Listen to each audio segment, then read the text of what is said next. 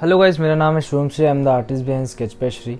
हमने पहले वाले वीडियो में चारकोल के बारे में स्टडी किया था कि चारकोल कैसे यूज़ करते हैं। आज हम चारकोल से कैसे शेड करते हैं ये हम सीखेंगे। मैं कैमलिन का ही पेंसिल यूज़ कर रहा हूँ। कैमलिन का ये जो चारकोल पेंसिल है, आप चारकोल से शेड करो या फिर आप पेंसिल से शेड करो, आपको अचीव तो आपको वैल्यू या फिर टोन ही करना है, डार्क टू लाइट ही करना है। ये बस मीडियम का अंतर होता है। अलग अलग मीडियम से अलग अलग टेक्निक आप यूज़ करते हो, लेकिन आपका जो एंड रिज़ल्ट होता है वो सेम होता है। मैं यहाँ पे आपको एक सिंपल सर्कल करके आपको दिखा रहा हूँ कि कैसे आप अगर सेम बॉल को अगर आप ग्रेफाइट से भी करते हो या अगर आप चारकोल से भी करते हो तो सेम रिज़ल्ट है। आपको करना वही है, आपको प्रेशर का यूज़ करना है ताकि आप ग्रेफाइट को, जिस तरह से आप पेंसिल शेडिंग में ग्रेफाइट में यूज़ करते हैं, प्रेशर को यूज़ करते हैं ताकि वो धीरे धीरे लाइट हो, सेम आपको चारकोल पे भी करना है। बट चारकोल ऑब्वियसली थोड़ा रफ़ होता है। यहाँ पे आप देख रहे होगे मैं ईयरबड का भी यूज़ कर रहा हूँ। ईयरबड मैं ब्लेंड करने के लिए यूज़ कर रहा हूँ क्योंकि आज ये वीडियो शेडिंग के ऊपर है, तो हम शेडिंग को अच्छे से स्टडी करेंगे कि कैसे आप कोई भी ऑब्जेक्ट को स्टडी कर सकते हैं। शेडिंग, आप जो शेडिंग का वीडियो मैंने बनाया है आप पहले उसको देखें, आप शेडिंग प्रैक्टिस करें। आप अगर पेंसिल में आप कंफर्टेबल हो जाते हैं शेडिंग करने के लिए, तब आप चारकोल की तरफ बढ़ें। चारकोल से शेडिंग भी सेम टेक्निक से की जाती है, बस थोड़ा सा आपको चेंजेस करना पड़ेगा क्योंकि ये जो लेड होता है ये बहुत रफ़ होता है, और अगर आपने कोई रफ़ पेपर यूज़ किया है तो वो बहुत ज़्यादा हार्ड हो सकता है, हार्श हो सकता है, जिसको ब्लेंड करना बहुत मुश्किल होगा। तो मैं आपको एक सिंपल ये मैंने एक आउटलाइन लिया है, यहाँ पे मैं आपको शेड करके बताऊंगा कि अगर आप चारकोल से इस चीज़ को अचीव करना चाहते हो तो आप कैसे कर सकते हैं। देखिए अभी आप देख सकते हो ये बहुत मोटा है, इसका जो लेड है बहुत मोटा है, बहुत थिक है। तो मैं जनरली अपने पेंसिल्स को शार्पन करने के लिए ब्लेड का यूज़ करता हूँ। सिंपली कहीं पे भी अवेलेबल होता है, इससे सिंपली मैं उसको शार्पन करता हूँ क्योंकि अगर मुझे आइज़ का पार्ट शेड करना है या फिर कोई छोटी छोटी पार्ट शेड करना है तो वहाँ पे ब्लंट से मैं शेड नहीं कर सकता। तो आप भी इसका यूज़ कर रहे हैं क्योंकि ऑब्वियसली अगर हम चारकोल लेड्स डायरेक्टली यूज़ करते हैं तो वहाँ की बात अलग है। अगर हम पेंसिल का यूज़ करते हैं तो हम इसे ईज़िली शार्पन कर सकते हैं। मैं जनरली लेफ़्ट आई से स्टार्ट करता हूँ, मैं राइट आई से स्टार्ट करता हूँ सॉरी, बट मैं यहाँ पे ये चीज़ नहीं करूँगा क्योंकि अगर आपको पता होगा चारकोल, अगर आपने यूज़ किया होगा, चारकोल बहुत ज़्यादा रफ़ होता है। इसकी वजह से उसके जो पार्टिकल्स होते हैं वो बहुत ज़्यादा पेपर पे बाहर आते हैं, जो कि स्मज होने के चांसेस बहुत ज़्यादा बढ़ जाते हैं। तो मैं बेसिकली यहाँ पे आपको एक कैरेक्टर शेड करके बताऊँगा कि किस तरीके से आपका अप्रोच हो सकता है। अब जो आर्टिस्ट होते हैं, जो प्रोफेशनल होते हैं, जो बहुत सारे दिनों से चारकोल यूज़ कर रहे हैं या फिर बहुत दिनों से करते हैं, उनका जो मेन स्टडी है वो चारकोल है, तो वो बहुत जल्दी रियलिस्टिक आउटपुट ले आ सकते हैं या फिर बहुत जल्दी किसी भी चीज़ को बना सकते हैं चारकोल से। बट अब मैं खुद भी चारकोल को स्टडी कर रहा हूँ, डे बाय डे मैं और इम्प्रूव करने की कोशिश कर रहा हूँ कि कैसे चारकोल को हम और अच्छे तरीके से, ईजी तरीके से अप्रोच कर सकते हैं। मैं लेफ़्ट आई से स्टार्ट करता हूँ। मैं पहले धीरे धीरे आउटलाइन बनाऊंगा और उसके बाद मिड टोन्स ऐड करना स्टार्ट करूँगा। यहाँ पे ये चारकोल पेंसिल या फिर चारकोल बहुत डार्क होता है, तो आपको ये बात समझना है कि अगर आप इसे इरेज नहीं करने वाले हैं तो आपको जो शेडोज़ है वो आपको प्रॉपर जगह पे डालना है। अगर आपने गलत जगह पे डाला तो आप उसे इरेज नहीं कर पाओगे बाद में। तो अभी जैसे हमने थोड़ी देर पहले ईयरबड्स का यूज़ किया था, यहाँ पे भी हम ईयरबड्स का यूज़ करेंगे ताकि हम जो मिड टोन है ओवरऑल फैला सकें। अभी हम बस पेंसिल से पहले मार्किंग करेंगे कि कहाँ कहाँ शेड ऐड करना है। मैं एक सिंपल जो आउटलाइन है उसको फॉलो कर रहा हूँ, कहाँ कहाँ पे शेडोज़ ऐड करने हैं। मैं बस एक चारकोल से यूज़ कर रहा हूँ, चारकोल से बना रहा हूँ उसको। बाद में वापस से ईयरबड का यूज़ करूँगा। ईयरबड से मैं सारी चीज़ों को स्मूथ आउट करने की कोशिश करूँगा, सारी चीज़ों को मर्ज करने की कोशिश करूँगा। अब यहाँ पे इतना डार्क होता है ये, इसके पास इतने पार्टिकल होते हैं और रफ़ होने की वजह से इतना पार्टिकल पेपर पे आता है बाहर कि आप ईयरबड से इजीली बहुत सारी चीज़ें शेड कर सकते हो। उसमें बहुत आप कह सकते हो कि शेडिंग के लिए ईयरबड्स, या फिर अगर आप कॉटन यूज़ करते हो या फिर अगर आप मर्ज करने के लिए कोई टूल यूज़ करते हो, तो वो सारी चीज़ें यहाँ पे काम में आने वाली है क्योंकि हमें बस जो चारकोल है उसका पार्टिकल, उसका जो डस्ट है वो यूज़ करना है। तो ये सारी चीज़ें, ये सारे शेडिंग में डस्ट से ही हो रही है। जहाँ पे शेडोज़ का यूज़ है, जहाँ पे बहुत डार्क है, वहाँ पे मैं यूज़ करूँगा पेंसिल का, और बाकी जगह पे मैं डस्ट का यूज़ करूँगा। जो डस्ट उससे निकलता है या फिर जो डस्ट ईयरबड्स पे रह जाते हैं, मैं उसी का यूज़ करने वाला हूँ। मैं कोशिश कर रहा हूँ कि जितने डार्क पार्ट्स से मैं पहले उसको कंप्लीट कर लूँ। जैसे अगर हेयर है तो हेयर कंप्लीट कर लूँ, या फिर जो बहुत ज़्यादा डार्क एरियाज़ हैं मैं उसको कवर कर लूँ। एक बार वो कवर हो जाते हैं तो ईयरबड्स के साथ में बाकी सारी चीज़ें ईज़िली कवर कर सकता हूँ। चारकोल इतना हार्ड नहीं होता अगर आप चारकोल करना चाहते हो, क्योंकि charcoal one of the important medium है अगर आपको लाइट एंड शैडो स्टडी करना है या फिर स्टिल लाइफ स्टडी करना है। अगर आप मास्टर आर्टिस्ट को फॉलो करोगे, अगर आप बड़े बड़े आर्टिस्ट को अगर आप देखते हो, तो आप देखोगे कि वो जब अपना पोर्ट्रेट स्टार्ट करते हैं तो वो चारकोल से ही वो स्टार्ट करते हैं, चारकोल से फिगर प्रैक्टिस करते हैं, चारकोल से वो फेस हेयर स्टडी या फिर आप एनाटॉमी स्टडी या कुछ भी हो वो उसी से स्टार्ट करते हैं। लेकिन उनके पीछे उनका जो थिंकिंग थॉट प्रोसेस वो ये है कि उनका जो लाइट एंड शैडो है या फिर उनका जो लाइन वर्क है वो बहुत स्ट्रॉन्ग है। अगर आप बिना लाइन वर्क के अगर आप ये करना स्टार्ट करोगे तो आपका प्रोपोर्शन रॉन्ग हो जाएगा, और आपका अगर प्रोपोर्शन रॉन्ग हुआ तो आप कितनी भी अच्छी शेडिंग कर लो, वो जो आउटपुट है वो प्रॉपर नहीं होगा। मैंने लेफ़्ट साइड में धीरे धीरे शेड ऐड किया। मैं नोज़ की तरफ बढ़ रहा हूँ। नोज़ जनरली मैं लेफ़्ट आई से स्टार्ट नहीं करता, जनरली मैं राइट आई से स्टार्ट करता हूँ, बट अभी के लिए आप देख सकते हो मैंने लेफ़्ट आई चूज़ किया क्योंकि मैं स्मज नहीं करना चाहता बाद में। वैसे तो मैं पेपर का यूज़ कर रहा हूँ ताकि मेरा फिंगर्स से पेपर स्मज ना हो, बट मैं यही कोशिश करूँगा कि ज़्यादा से ज़्यादा मैं स्मजिंग को इग्नोर कर सकूँ, उसको बचा सकूँ पेपर को। मैं यहाँ पे एक 80 GSM का पेपर यूज़ कर रहा हूँ। आप चाहें तो और भी सॉफ्ट पेपर यूज़ कर सकते हैं, जो हैंड प्रेस होता है उसको आप यूज़ कर सकते हैं। सॉफ्ट प्रेस पेपर यूज़ कर सकते हैं, वो बहुत सॉफ्ट होता है, उसमें आपको स्मच करना आसान रहेगा। बट अगर आपने हार्ड पेपर लिया है, टेक्सचर्ड पेपर लिया है, तो वो उतना ही डिफ़िकल्ट हो जाएगा उसको स्मच करना या फिर उसको मिक्स करना। तो आप कोशिश यही करें कि आप प्रैक्टिस करने के लिए आप 80 GSM का ये जो ज़ेरोक्स पेपर मैं यूज़ कर रहा हूँ, ये ईज़िली हर जगह पे कोई भी स्टेशनरी में अवेलेबल होता है और चीप भी होता है। आपको प्रैक्टिस करना है तो बहुत सारी शीट बर्बाद होगी, या बहुत सारी शीट में आप प्रैक्टिस करोगे तो आप इतने महंगे पेपर्स यूज़ ना करो तो बेटर है। आप पेंसिल के लिए भी बहुत सारे कंपनी हैं जो चारकोल पेंसिल्स बनाते हैं जो कॉस्टली भी हैं, बट आप कैमलिन से स्टार्ट करें। कैमलिन चीप आता है, पेंसिल ज़्यादा महंगे नहीं हैं उसके, तो आप उसके पेंसिल से स्टार्ट कर सकते हैं। सिंपल मैं यहाँ पे धीरे धीरे जो मुझे जहाँ पे शैडोज़ चाहिए वहाँ पे मैं शैडो ऐड करते जा रहा हूँ, और बाकी जगह पे ईयरबड्स के साथ मैं ऐड करते जा रहा हूँ। जहाँ पे मुझे मिड टोन चाहिए स्मच करते जा रहा हूँ। अब शेडिंग सारे मीडियम के साथ शेडिंग का मतलब ही यही होता है कि आप लाइट को कैसे डिफ़ाइन करते हो, पेपर के ऊपर लाइट कहाँ कितना आ रहा है, ये शेडिंग है बेसिकली। आप कैसे पेपर के ऊपर शो करते हो ये चीज़। तो आपको बस यही चीज़ ध्यान देना है कि अगर आप शेडिंग कर रहे हो तो आपको शेडिंग का जो थ्योरी है वो कंप्लीट होना चाहिए आपके पास। आपको पता होना चाहिए कि शेडिंग किस किस तरीके से की जा सकती है। अगर आप यहाँ पे नोटिस करोगे तो मैंने सिंपली पहले तो जो हैचिंग होता है वही यूज़ किया है। हैचिंग के बाद मैंने ईयरबड्स के साथ सारी चीज़ों को स्मूथ आउट किया। आप जैसे पेंसिल स्केच करते हो सेम प्रोसीजर है, सेम प्रोसीजर से आप चारकोल स्केच कर सकते हो। बस थोड़ा सा आपको ये ध्यान रखना है कि इस बार आपका जो लेड है वो थोड़ा हार्श है, थोड़ा हार्ड है। इसकी वजह से यहाँ पे आपको एक टेक्सचर मिलता है और वो आप स्मूथ नहीं कर पाओगे। ग्रेफाइट में जो रियलिस्टिक पोर्ट्रेट्स बनाते हैं उनके लिए आप देखोगे स्मूदिंग या फिर स्मजिंग करना बहुत ज़रूरी होता है, क्योंकि ऑब्वियसली उनको स्किन का टेक्सचर चाहिए होता है। बट अगर आपने एक बार चारकोल मास्टर कर लिया तो आप चारकोल से भी इजीली वो काम कर सकते हो, और मैं तो कहूँगा बहुत जल्दी कर सकते हो।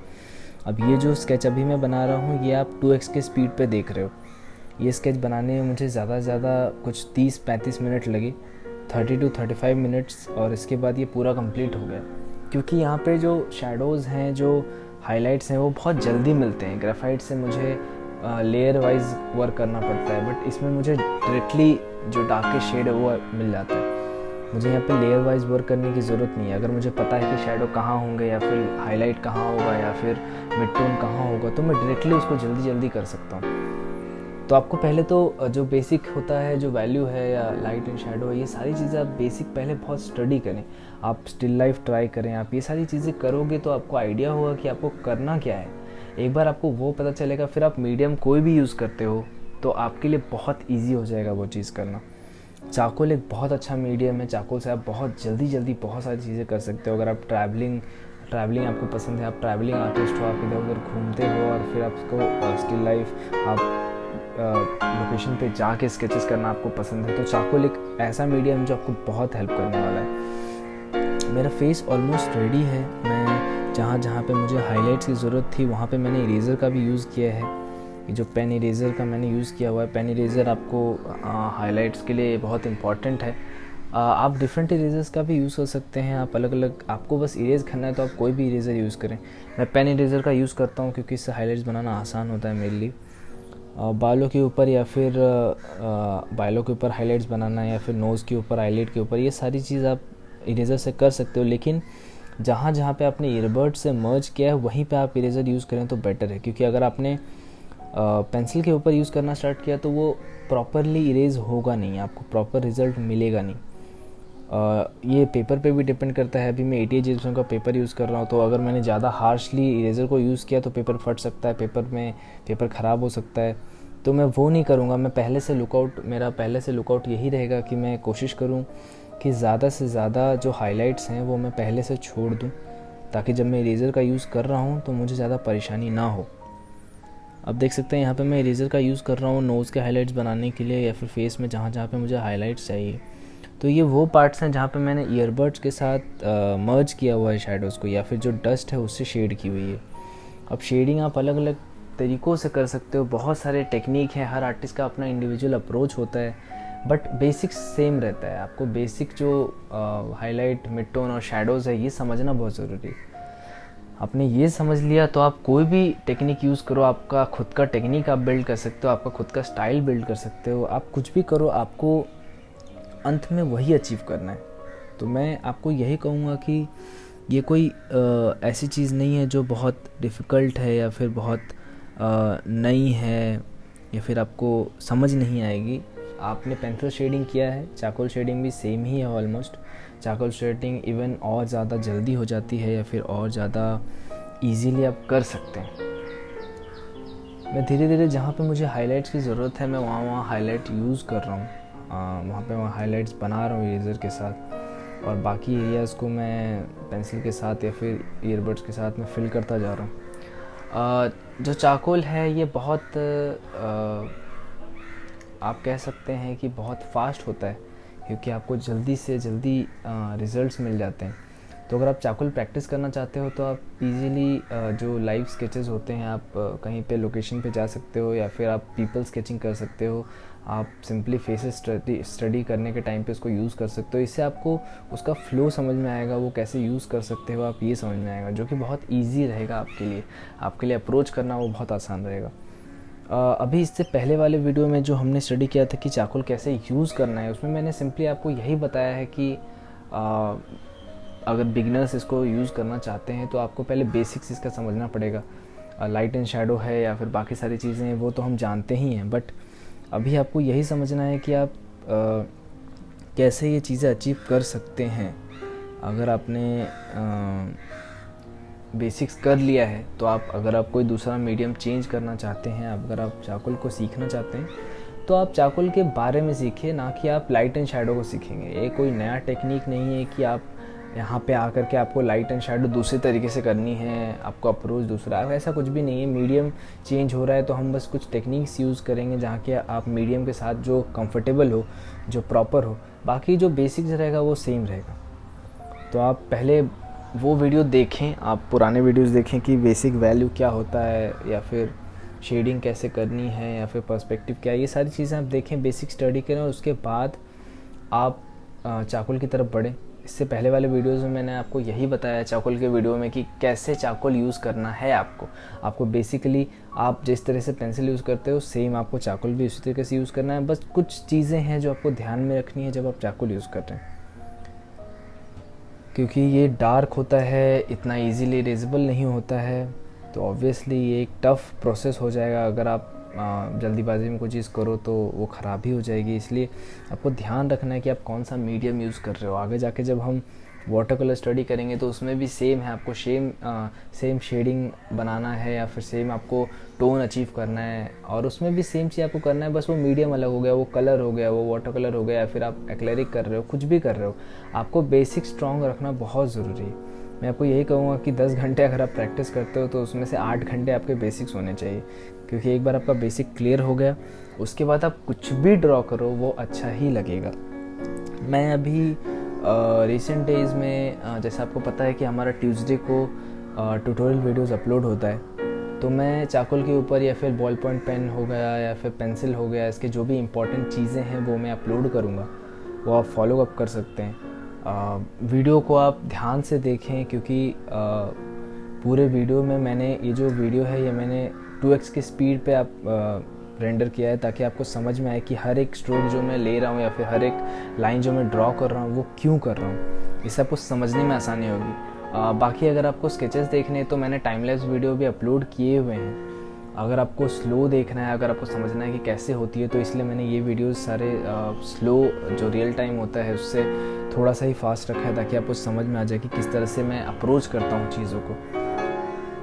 मैं आगे आने वाले, अगर आपको लगता है कि आपको एपिसोड वाइज चीज़ें सीखनी है, क्योंकि अभी मैं एपिसोड्स नहीं बनाने वाला, अभी मैं सीधा जो इम्पोर्टेंट होता है किसी भी चीज़ को सीखने के लिए या फिर जो भी इम्पोर्टेंट चीज़ें होती है स्केचिंग के लिए वो ही बनाने वाला हूँ। लेकिन अगर आपको लगता है कि आपको एपिसोड्स वाइज कोई चीज़ सीखनी है, वाटर कलर का एपिसोड्स आपको चाहिए या फिर चाकुल का आपको प्रॉपर एपिसोड्स चाहिए जहाँ पे हर चीज़ डिटेल में समझाई हो, तो आप कमेंट बॉक्स में मुझे बताएं, तो मैं उसके ऊपर वीडियोस बनाना स्टार्ट करूँगा।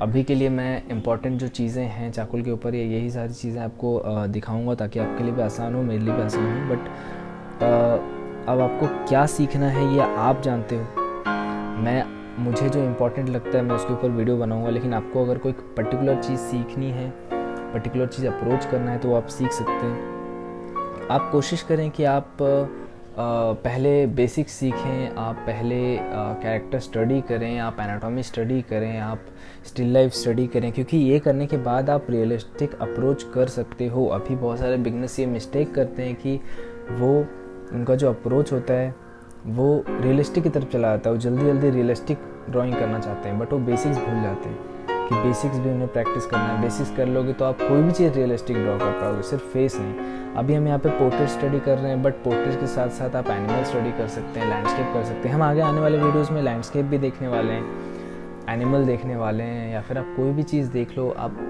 जो भी आपको लगता है कि आपको ड्रॉ करना है, जिसमें भी आपका इंटरेस्ट है। मैं ऐसा नहीं कहता कि आप पोर्ट्रेट स्टडी ना करें, बॉलीवुड स्टार्स के पोर्ट्रेट्स ना बनाएं, आप सारी चीज़ें बनाएं, बट जो बेस है अपना वो स्ट्रॉन्ग रखें, इससे आपको आगे पढ़ने में आसानी होगी।